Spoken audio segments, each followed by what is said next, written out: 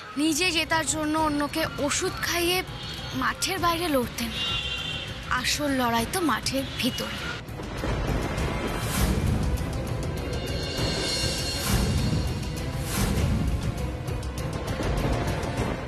যেমন ভাবে আমি লড়েছিলাম আর জিতেও ছিলাম, আর আজকে আমার মেয়েও লড়বে এবং জিতবেও। বাহ বাহ বাহ বাহ, এক্সেলেন্ট। বড় বড় লেকচার দেওয়ার অভ্যাসটা এখনো যায়নি, বরং এখন আরো বেশি মুখে বড় বড় বুলি ফুটেছে, তাই না?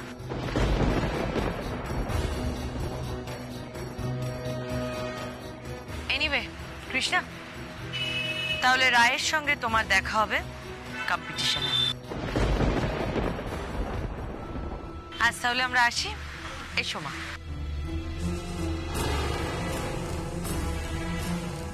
বাই দ্য ওয়ে ছোটদা, ওই দূরের আকাশে একটা কালো ঝড় আসছে, তুমি দেখতে পাচ্ছ? দেখতে পাচ্ছ না তাই না? আমি কিন্তু দেখতে পাচ্ছি। জানো তো ছোটদা, আমার খুব ভয় লাগছে ওই কালো ঝড়ে তোমাদের সাজানো সংসার তাসের ঘরের মতো ভেঙে না যায়।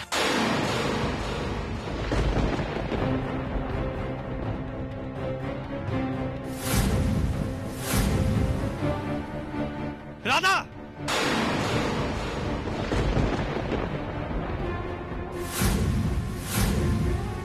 কেউ পারেনি রে।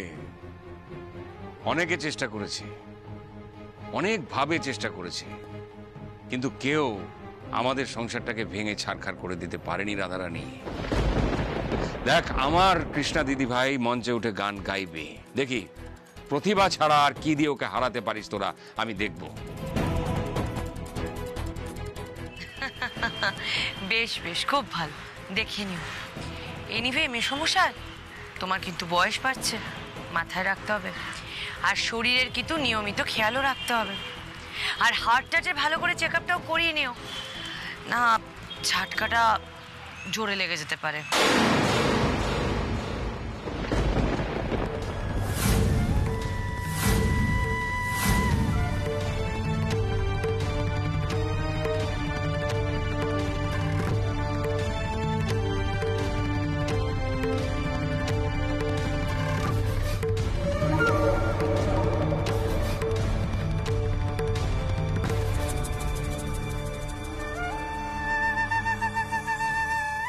বাবা, রাধা এসব কি বলে গেল?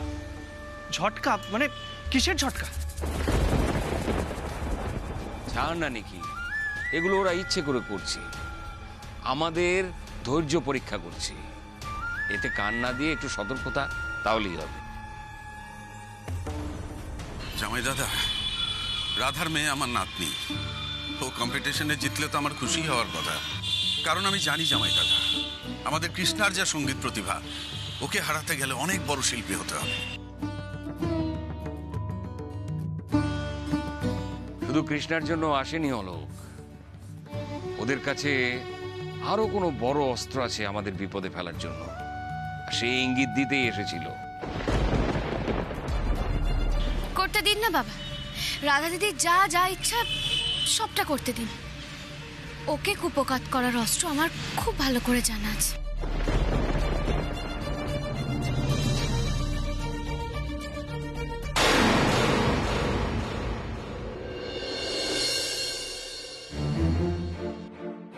শোনো, ওই রাধারানী কেন এসেছিল জানো তো?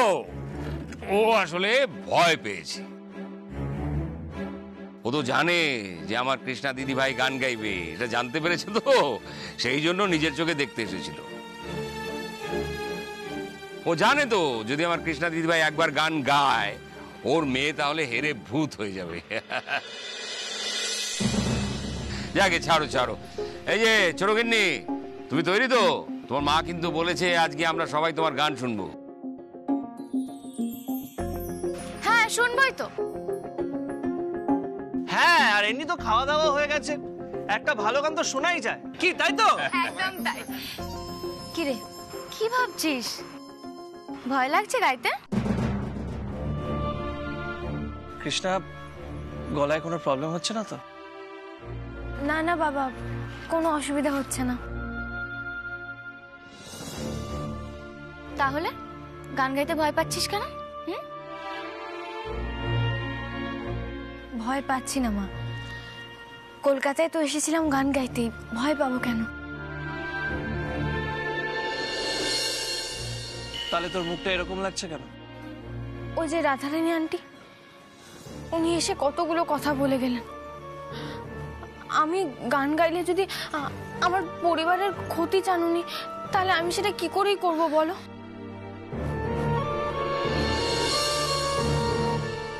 তার চেয়ে আমি বরং পরের বছর কম্পিটিশনেই গান গাইবো।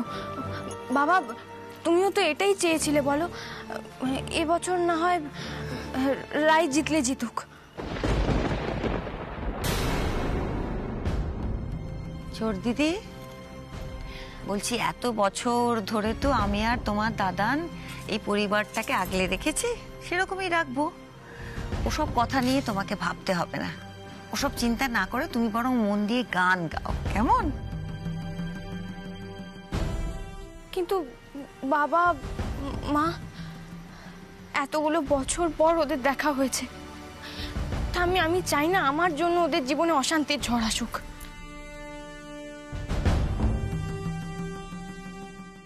কৃষ্ণা, আমাদের জীবনে তুই যে আনন্দ আর শান্তি ফিরিয়ে দিয়েছিস, এরপর কোনো অশান্তি আমাদের ছুঁতেও পারবে না। শোন, এই রাধাকে তুই বুঝিয়ে দিবি যে ট্যালেন্টকে হারানো যায় না। ও যাই করুক, তুই ট্যালেন্ট দিয়ে তার যোগ্য উত্তর দিবি, বুঝলি? একদমই। শুনেছিস তো তোর বাবা কি চায়? এবার অনেক গল্প হয়েছে, একটা গান ধর তো। হ্যাঁ, মা, তুমি আগে শুরু করো। আচ্ছা বেশ।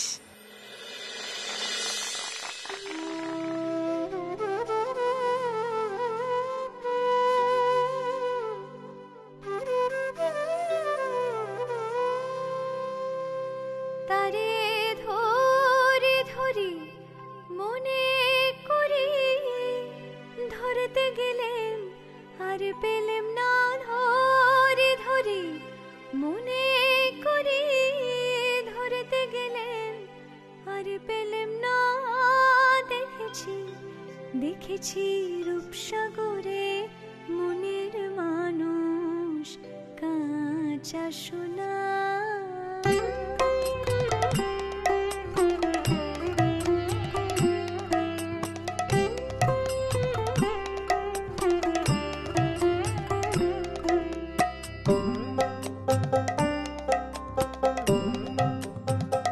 দেখেছি রূপসাগরে মনের মানুষ কাঁচা সোনা, দেখেছি রূপসাগরে মনের মানুষ কাঁচা সোনা। তারে ধরে ধরি মনে করি, ধরতে গেলেম আর পেলেম না, ধরে ধরি মনে করি, ধরতে গেলেম আর পেলেম না। দেখেছি দেখেছি রূপসাগরে মনের মানুষ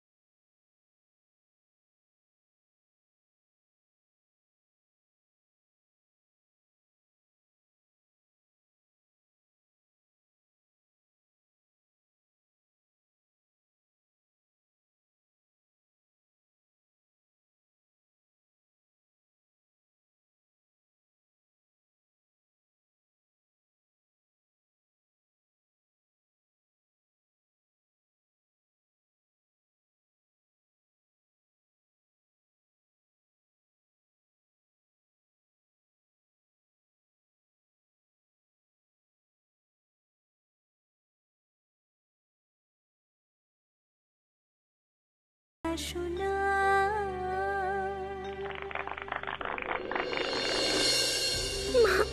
আমি পেরেছি মা, আমি গান গাইতে পেরেছি। Bravo, Bravo. দিদি ভাই, সাধু সাধু।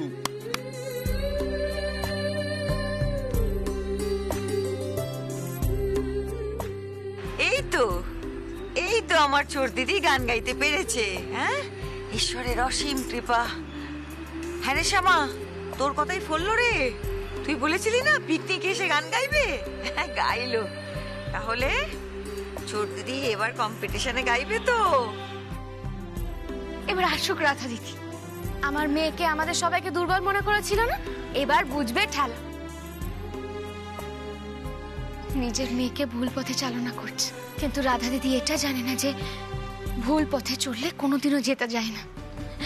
আর এটা প্রমাণ করে দেবে আমার কৃষ্ণ সঙ্গীতের মহাযুদ্ধে জিতে। রাধারানী আরেকবার বুঝবে প্রতিভার মূল্য কি। আর শ্যামা, আরেকবার তোমার কাছেও হারবে।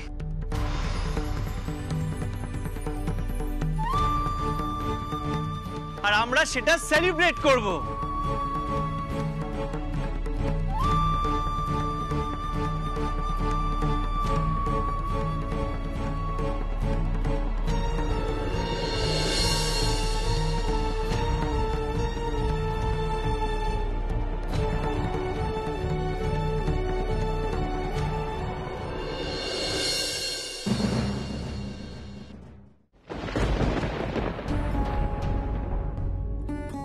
আরেকবার কি কলটা করবো ওদের? না, আগের দিন বললাম আমি আর ওদের ফ্যামিলির কারো সম্পর্কে ইন্টারেস্টেড নই, আবার কল করাটা কিরকম দেখাবে। কিন্তু কৃষ্ণার খবরটা একবার পেলে তো ভালোই হতো। কিন্তু কৃষ্ণার গলার যা অবস্থা, ওকে তো ফোন করলেও কথাও বলতে পারবে না। ইন দ্যাট কেস সৃজনীকেই করতে হবে। সৃজনীকে আবার কল করব? একবার করিনি, যদি পার্সোনাল কিছু বলে তাহলে না হয় কাটিয়ে দেব। জাস্ট কৃষ্ণার গলার খবরটা নিয়ে ছেড়ে দেবো, রাইট?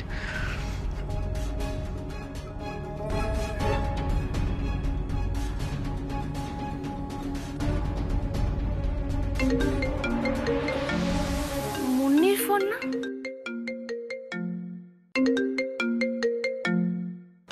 অনিরুদ্ধ। মুন্নি, মুন্নি, ফোনটা তো কেটে যাবে। কোথায় যে গেল মেয়েটা কে জানে। হ্যালো হ্যালো সৃজনী, আমি কৃষ্ণার খবরটা নেবার জন্য ফোন করলাম। 2 মিনিটের বেশি টাইম নেব না। আমি জাস্ট কিউরিয়াস ছিলাম কৃষ্ণা এখন কেমন আছে, ও কি গান গাইতে পারছে? অনিরুদ্ধ, আমি সৃজনীর কাম্মা বলছি, কৃষ্ণার মা। ও আন্টি, হ্যালো আন্টি, আমি অনিরুদ্ধ। হ্যাঁ, ভালোই হলো আপনাকে পেয়ে। কৃষ্ণা এখন কেমন আছে, ও কি গান গাইতে পারছে?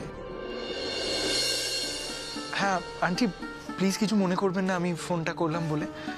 আসলে কৃষ্ণাকে নিয়ে একটু চিন্তায় ছিলাম, তাই কলটা করেই ফেললাম। ও কম্পিটিশনে গান গাইতে পারবে তো? অনিরুদ্ধ, প্রথম কথা কিছু মনে করিনি, আর মনে তো হচ্ছে কৃষ্ণা গাইতে পারবে।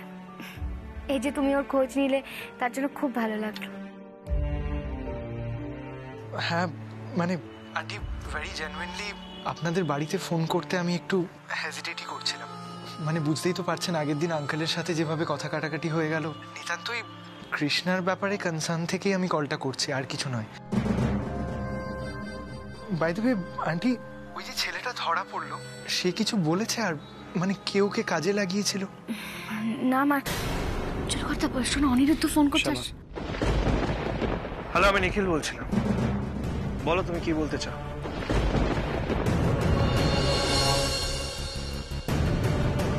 হ্যালো আঙ্কেল, আমি জাস্ট কৃষ্ণার খবরটা জানার জন্য ফোন করেছিলাম। আপনার যদি কোনো প্রবলেম থাকে আমি ফোনটা রেখে দিতে পারি। দেখো, তুমি কল করেছো ভালো কথা, কিন্তু কালপিটকে এখনো ধরা যাচ্ছে না, সেটাই আক্ষেপ। আঙ্কেল, যে ছেলেটা ধরা পড়েছিল সে কি কারোর নাম বলেছে? অনিরুদ্ধ নাম বলতে হবে না, কে কালপ্রিট আমি ভালোভাবেই জানি, আর তাকে তুমিও ভালোভাবেই চেনো।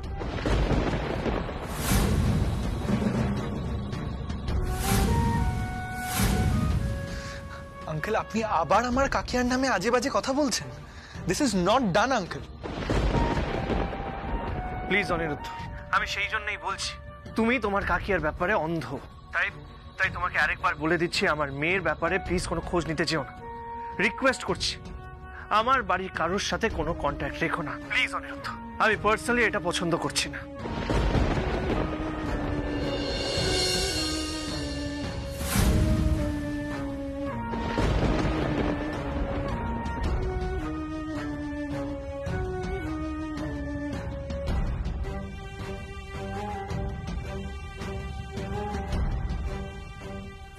অনি, কি হচ্ছে? কার সাথে কথা বলছে? তোমাকে এমন লাগছে কেন বাবা? Any problem? দিদুন, নিখিল চৌধুরীর সাথে কথা হলো। তোমাকে নিখিল ফোন করেছিল বুঝি? না দিদুন, কলটা আমিই করেছিলাম সৃজনীকে কৃষ্ণের ব্যাপারে, কিন্তু তখন নিখিল চৌধুরী ধরে আবার উল্টোপাল্টা কথা বলতে শুরু করলেন। মানে কি কথা বললো নিখিল?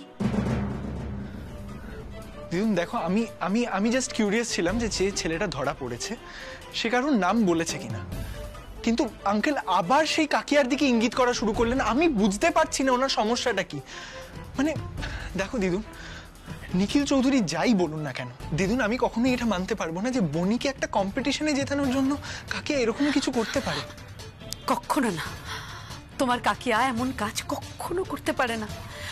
ওরা তো জানে না অনি, তোমার কাকিয়া একলা তোমাদের এই গোটা পরিবারটাকে কত যত্ন করে আগলে রেখেছে। তুমি বলো। আমি জানি দিদুন, তাই জন্যই তো ভদ্রলোকের সাথে আবার ঝগড়া করে ফেললাম। আসলে জানো, তুমি খুব ভালো মানুষ, খুব বড় মনের মানুষ, আর তাই ওদের ব্যাপারে খোঁজ খবর রাখছো। ওরা তোমাকে দুর্বল ভাবছে অনি, আর সেই দুর্বলতার সুযোগ নিয়ে তোমাকে ওরা বারবার অপমান করছে। কিন্তু দেখো, তুমি এভাবে বারবার অপমানিত হলে সেটা তো তোমার কাকিয়ার, আমার, ওদের কাছে ছোট হয়ে যাওয়া হয় না? ঠিকই দিদু, আমি আর ওদের কল করব না।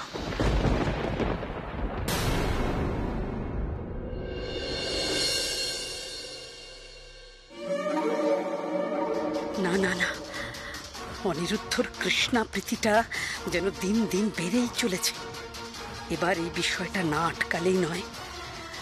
ঘি আর আগুনকে কিছুতেই কাছাকাছি থাকতে দেওয়া চলে না, কিছুতেই না।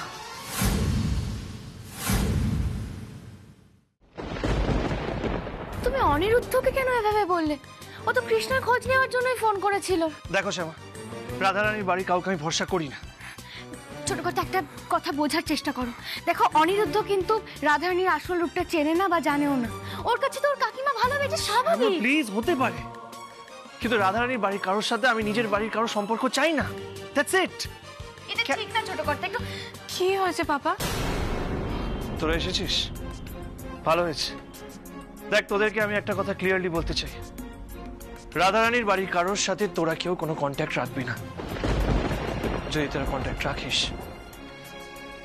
আমি ক্ষমা করব না।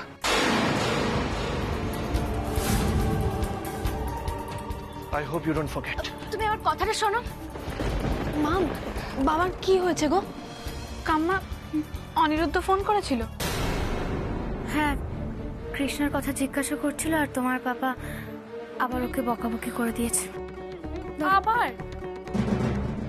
যাকে, তোমার কিন্তু এসব নিয়ে একদম ভাবার দরকার নেই, কেমন? এই কৃষ্ণা, বলছি মধুমিতাদির সঙ্গে তোর কথা হয়েছে? হ্যাঁ মা।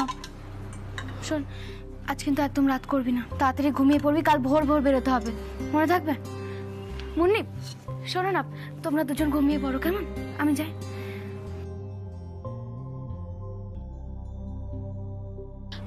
ও দিদি ভাই, কি হয়েছে গো? কিছু না। ন্যাকা, যেন জানে না কিছু। অনিরুদ্ধ কেন সবসময় ওর খোঁজ নেবে? একবারও তো জিজ্ঞেস করে না আমি কেমন আছি।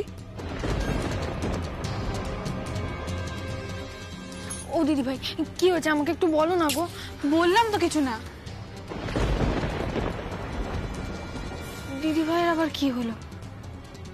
বাবা অনিরুদ্ধ বাবুর সঙ্গে যোগাযোগ রাখতে বারণ করলো বলে কি দিদি ভাইয়ের মন খারাপ হয়ে গেল?